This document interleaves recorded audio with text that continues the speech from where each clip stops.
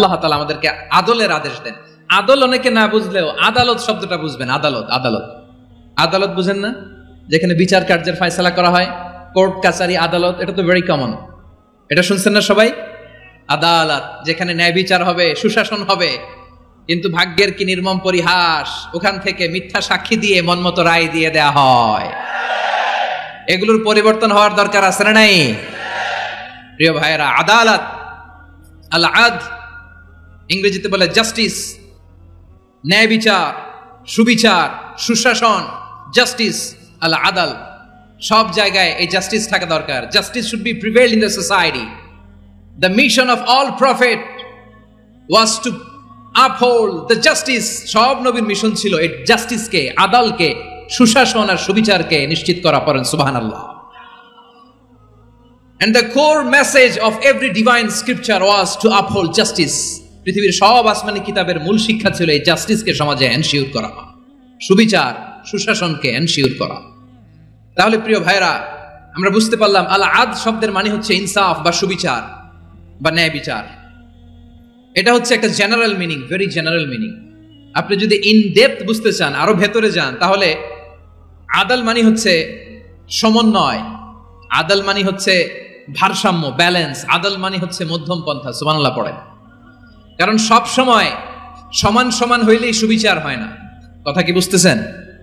ইসলামের the concept of আদাল, এটা এমন আদাল, এটা সব সময় সমান সমান নয়। যখন সমান সমান দেয়া দরকার, ইসলাম সমান সমান দেয়। যখন ব্যালেন্স করা দরকার, চেক এন্ড ব্যালেন্স, সমন্বয়, ভারসাম্য করা দরকার, তখন ইসলাম ভারসাম্য করে দেয়। এটার নাম আদাল। সুবহানাল্লাহ। সহজ করে আপনাদেরকে বুঝাই। যেমন ধরুন, একটা পরিবারের 3 জন সদস্য, স্বামী, স্ত্রী আর সন্তান। তাদের সকালবেলার ব্রেকফাস্টে, স্বামীর সকালের নাস্তায় স্বামীর 3টা রুটি লাগে, স্ত্রীর 2টা লাগে, আর সন্তানের 1টা রুটি লাগে। এখন আমি যদি সমান সমান করে আদল করতে চাই, সবাইকে যদি 3টা করে রুটি দেই, তাহলে স্বামী বেচারার জন্য ঠিক আছে? কি বলেন? কথা কি বুঝতেছেন না কষ্ট হয়ে যাচ্ছে? যদি সমান সমানের নিয়মে আগাই, তাহলে 3টা করে যদি রুটি দেই, স্বামীর জন্য ওকে, কিন্তু স্ত্রীর জন্য 1টা বেশি হয়ে যায়। আর সন্তানের জন্য কয়টা বেশি হয়? আচ্ছা, এই তো বুঝতেছেন, মাশাআল্লাহ। আচ্ছা, 2টা করে যদি সবাই রে দেই সমান সমান নীতিতে, তাহলে স্ত্রীর জন্য, স্ত্রী বেচারির জন্য ঠিক আছে, কিন্তু স্বামীর কয়টা কম পড়ে? আর সন্তানের বেশি হয়ে যায় কয়টা? আচ্ছা, সমান সমান নীতিতে সবাইকে যদি সকালের নাস্তার জন্য 1টা করে রুটি দেই, সন্তানের জন্য ঠিক আছে, কিন্তু স্ত্রী বেচারির কম পড়ে কয়টা? স্বামীর কম পড়ে কয়টা? 2টা। কথা কি বুঝতেছেন? আর আমি যদি স্বামীকে দেই 3টা, স্ত্রীকে দেই 2টা, আর সন্তানকে দেই 1টা, তাহলে কারো অপচয় হবে না। যার যতটুকু দরকার ঠিক ততটুকুই কাজে লাগবে। চিল্লায় বলেন ঠিক কিনা? এটাই হচ্ছে ইসলামের আদাল, যেখানে যার যতটুকু দরকার তাকে সেখানে ঠিক ততটুকু দিয়ে দেওয়ার নামই হচ্ছে আদাল। চিল্লায় পড়েন আল্লাহু আকবার। রব্বুল আলামিন বলেন, ইউসিকুমুল্লাহু ফি আওলাদিকুম লিযযাকারি মিসলু হাযযিল উনসায়াইন। আল্লাহ তোমাদেরকে ওসিয়ত করেন, তোমাদেরকে আদেশ দেন, উত্তরাধিকার সম্পদ যখন বন্টন হবে, ছেলেরা যতটুকু পাবে, মেয়ে পাবে তার অর্ধেক। সুবহানাল্লাহ বলেন। দেখেন, ছেলে যদ্দূর, মেয়ে অর্ধেক, ছেলে ডবল পাবে। আপাত দৃষ্টিতে মনে হয় এখানে অবিচার হয়েছে, কিন্তু আসলে কি অবিচার হয়েছে? আপনি বিয়ের ক্ষেত্রে যান, ওইখানে আবার ছেলে মোহরানা দেয়, মেয়ে সেখানে মোহরানা পায়। তাহলে চেক এন্ড ব্যালেন্স, ভারসাম্য, ব্যালেন্স, মধ্যম পন্থা এখানে আছে না নাই? এটাই হচ্ছে ইসলামের আদল। আল্লাহ তাআলা এই আদলের আদেশ দিয়েছেন, সুবিচার, ন্যায় বিচার, সুশাসন এবং ভারসাম্যের আদেশ দিয়েছেন। প্রিয় ভাইয়েরা, একটি শান্তিময় সমাজ, একটা সমৃদ্ধ সমাজ, একটা মানবিক সমাজ যদি আমরা পেতে চাই, এই আয়াতের মধ্যে যতগুলো পয়েন্ট আছে সবগুলোর বাস্তবায়ন লাগবে। কথা বুঝতে পেরেছেন? বলেন, আওয়াজ করে বলেন, আমরা একটা শান্তির সমাজ চাই কি চাই না? আমরা একটা সমৃদ্ধ বাংলাদেশ চাই কি চাই না? আমরা একটা মানবিক বাংলাদেশ চাই কি চাই না? এই আয়াতে আল্লাহ তাআলা একটা মানবিক সমাজের রূপরেখা টেনেছেন। তার প্রথম কথা হচ্ছে, ইন্নাল্লাহা ইয়ামুরু বিল আদল। আল্লাহ তাআলা তোমাদেরকে আদলের নির্দেশনা দেয়, সুবিচার, সুশাসনের নির্দেশনা দেয়। যে সমাজে আদল থাকে না, সেই সমাজে জুলুম মানুষের ঘাড়ে চেপে বসে। আদল, ন্যায় বিচারের আদেশ আল্লাহ তাআলা কোরআনের বিভিন্ন আয়াতে দিয়েছেন। আল্লাহ তাআলা বলছেন, ইন্নাল্লাহা يأمركم أن تؤدوا الأمانات إلى أهلها وإذا حكمتم بين الناس أن تحكموا بالعدل إن الله نعم ما يعظكم به إن الله كان سميعا بصيرا আল্লাহ তাআলা বললেন, আল্লাহ আদেশ দিচ্ছেন যে ব্যক্তি আমানতের হকদার তার হাতে তোমরা আমানত পৌঁছে দাও, আর যখন তোমরা বিচার কার্য করবে, বিচার ফয়সালা করবে, আদালতের সাথে করো। সুবহানাল্লাহ বলেন। ওয়াইদা হাকামতুম বাইনান নাসি আন তাহকুমু বিল আদল, আদালতের সাথে করবা। আল্লাহ তাআলা বলেন যারা জাজ হবে, বিচারক হবে, তাদের যদি বাদী বিবাদীর কারোর সাথে শত্রুতা থাকে, কারোর সাথে যদি কোনো ধরনের রেশারেশি থাকে, আল্লাহ বলেন বিচার কার্য করতে যে ওই শত্রুতা রেশারেশির কারণে আদালতের বাইরে যে অবিচার করে বিচার করো না। ওয়ালা ইয়াজরিমান্নাকুম শানাআনু কওমিন আলা আল্লা তা'দিলু ই'দিলু হুয়া আকরাবু লিত্তাকওয়া ওয়াত্তাকুল্লাহা ইন্নাল্লাহা খাবীরুম বিমা তা'মালুন।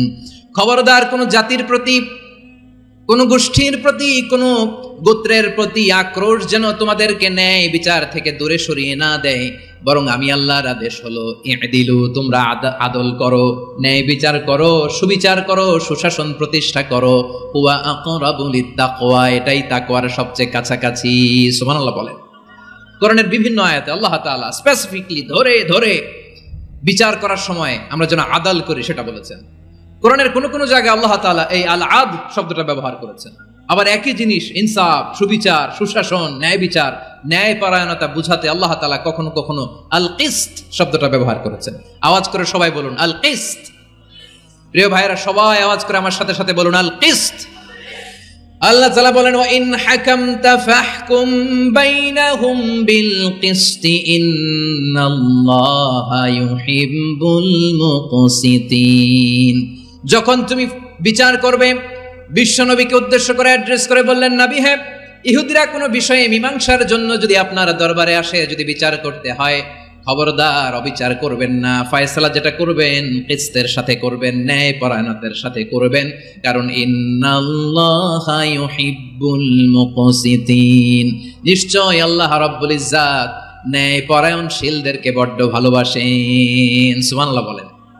ন্যায় পরায়ণ লোকদেরকে আল্লাহ তাআলা বড্ড ভালোবাসেন। অন্য আয়াতে আল্লাহ তাআলা বলছেন وَنَضَعُ الْمَوَازِينَ الْقِسْطَ لِيَوْمِ الْقِيَامَةِ فَلَا تُظْلَمُ نَفْسٌ شَيْئًا। আমি কিয়ামতের দিন ন্যায় পরায়ণতার মানদণ্ড স্থাপন করব, যেটাকে আমরা মিজানের পাল্লা বলি। আল্লাহ বলেন ন্যায় বিচারের মানদণ্ড কিয়ামতের ময়দানে আমি আল্লাহ স্থাপন করব। সেদিন কারো প্রতি বিন্দু পরিমাণ, এক চুল পরিমাণ অবিচার করা হবে না, কোনো বিচার করা হবে না। সেদিন সুশাসন হবে, সুবিচার হবে, ন্যায় পরায়ণতার সাথে বিচার হবে। আওয়াজ করে পড়েন আল্লাহু আকবার। তাহলে প্রিয় ভাইরা, যে তিনটি বিষয়ে আল্লাহ তাআলা আমাদেরকে আদেশ দিয়েছেন, তার প্রথমটা হচ্ছে আদালত, ইনসাফ, সুবিচার, ন্যায় বিচার। এটা আমরা চাই কি চাই না? বিশ্বনবী ন্যায় বিচার, ন্যায় পরায়ণতা, সুশাসন প্রতিষ্ঠিত করেন কি করেন নাই? আপনারা বিশ্বনবীর সিরাত যারা পড়েছেন, আপনি দেখবেন বিশ্বনবীর সিরাতের পরতে পরতে, বাকে বাকে, সিরাতের বাকে বাকে এই আদালতের নমুনা মেলে। সুবহানাল্লাহ বলেন। ছোট্ট একটা নমুনা রাসূল সাল্লাল্লাহু আলাইহি ওয়াসাল্লামের আসসিরা আল আতরা থেকে ছোট্ট একটা নমুনা আপনাদের খেদমতে এখানে উপস্থাপন করি। বিশ্বনবী সাল্লাল্লাহু আলাইহি ওয়াসাল্লাম মক্কা বিজয় করলেন 8ম হিজরিতে। মক্কা বিজয় শেষে তিনি কয়েক সপ্তাহ মক্কাতে অবস্থান করলেন। ইন দ্য মিন টাইম মক্কার একটা ভেরি প্রেস্টিজিয়াস এন্ড ডিগনিফাইড ফ্যামিলির নারী চুরিতে ধরা পড়ল। কিসে ধরা পড়ল? সবাই বলেন কিসে? আমাদের সমাজে আসেনি এটা? আছে? ছোট না বড়? হ্যাঁ, হিসাব করে শেষ করা যায় না। 3.25 লাখ কোটি টাকা নাই উন্নয়ন প্রকল্পের নামে। উন্নয়ন প্রকল্পের নামে 3.25 লাখ কোটি টাকা নাই। 3.25 লাখ কোটি টাকা লিখতে পারবেন আপনি? এক টানে লিখতে পারবেন? বুঝতেছেন কত বড় সংখ্যা? বনু মাখজুমিয়া গোত্রের এক নারী মক্কায় চুরিতে ধরা পড়ল। বলেন তো চুরি করলে বিধান কি? কি কাটতে হবে? চুরির বিধান হলো হাত কেটে দাও। তাও সেটা গোপনে নয়, প্রকাশ্যে জনসম্মুখে হাত কেটে দাও। বনু মাখজুমিয়া গোত্রের নারী যখন চুরিতে ধরা পড়লো, সাহাবারা চিন্তায় পড়ে গেলেন। সবে মাত্র মক্কার লোকেরা কালিমা পড়ে মুসলমান হয়েছে, ইসলামের আইন কানুন তেমন জানে না, ইসলামী শরিয়ার সাথে বেশি পরিচিত নয়। এখনো যদি বিশ্বনবী চুরির যেই বিধান এটা যদি কায়েম করে হাত যদি কেটে দেয়, না জানি মক্কার লোকেরা আবার বিগড়ে যায়, না জানি মক্কার লোকেরা আবার মুরতাদ হয়ে যায়, না জানি মক্কার লোকেরা ইসলাম থেকে দূরে সরে যায়। চলো চলো, সাহাবীরা মিলে পরামর্শ করলেন, চলো বিশ্বনবীর কাছে যে বলি, ও নবী, শুধু কেবলমাত্র একমাত্র এই নারীর জন্য চুরির হাত কাটার বিধানটা আপনি একটু থামিয়ে দেন। চুরির হাত কাটার যে বিধান এখানে একটু রহিত করে দেন, বাকিগুলা কইরেন মদিনাতে যে চলবে, কিন্তু মক্কায় এবারের জন্য মাফ করে দেন। কিন্তু কে বলবে? এই যে পরামর্শ, সাজেশন, এটা কে দিবে বিশ্বনবীর কাছে? সাহাবারা চিন্তায় পড়ে গেলেন। আল্লাহর নবীর সামনে দাঁড়িয়ে আল্লাহর দেয়া হুদুদ, আল্লাহর দেয়া বিধান থামিয়ে দেওয়া, মাফ করে দেওয়া, এই কথা বিশ্বনবীর সামনে বলার সাহস তো কেউ রাখে না। কেউ কেউ বলল, বিশ্বনবীর পালক পুত্র যায়েদ বিন হারেসার সন্তান উসামারে বিশ্বনবী নাতির মতো আদর করে, বড্ড বেশি ভালোবাসে উসামারে। এজন্য সাহাবারা উসামাকে বলতো হিব্বু রাসূলিল্লাহ, বিশ্বনবীর ভালোবাসা। কি বলতো? সাহাবীরা বললেন, বিশ্বনবীর ভালোবাসা হিব্বু রাসূলিল্লাহ, উসামারে পাঠাও। উসামারে বিশ্বনবী নাতির মতো স্নেহ করে, মায়া করে, ভালোবাসে। আমরা পারবো না, উসামা পারবে।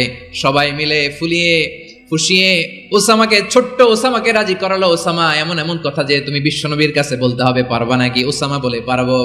সাইয়েদনা উসামা রাদিয়াল্লাহু তাআলা আনহু তরুণ সাহাবী বিশ্বনবীর কাছে গেলেন, যে বললেন, নবী, বনু মাখজুমিয়া গোত্রের এক নারী চুরিতে ধরা পড়েছে, এবারের জন্য কি এই মহিলাটারে মাফ করে দিলে হয় না? এবারের জন্য একটু ক্ষমা করা যায় না নবী? বিশ্বনবী বলেন, আতাশফাউ ফি হাদ্দিম মিন হুদুদিল্লাহ, তোমার এত বড় সাহস উসামা, তুমি আল্লাহর হাত, আল্লাহর দেয়া বিধান, এটার ব্যাপারে সুপারিশ করতে এসেছো?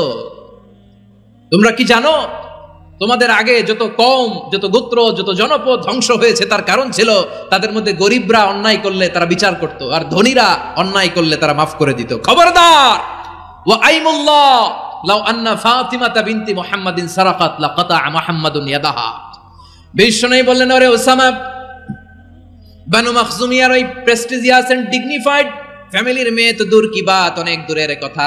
জেনে রেখো ওসামা, আমার কলিজার টুকরা, নয়নের পুটুলি ফাতেমাও যদি মক্কার জমিনে আজকে এই চুরির দায়ে ধরা পড়তো, আমি বিশ্বনবী মুহাম্মদুর রাসূলুল্লাহ ধরে ফাতেমার ডান হাতটা কেটে দিতে এক বিলম্ব দেরি করতাম না। ইন্নাল্লাহা ইয়া'মুরু বিল আদল, আমাদেরকে জাস্টিস শিখায় পশ্চিমারা, আমাদেরকে ইনসাফ শিখায়, আমাদেরকে সুশাসন শিখায়। আর ইনসাফ, সুশাসন, ন্যায় বিচার, সুবিচার, জাস্টিস কারে বলে বিশ্বনবীর বায়োগ্রাফি থেকে জেনে নাও।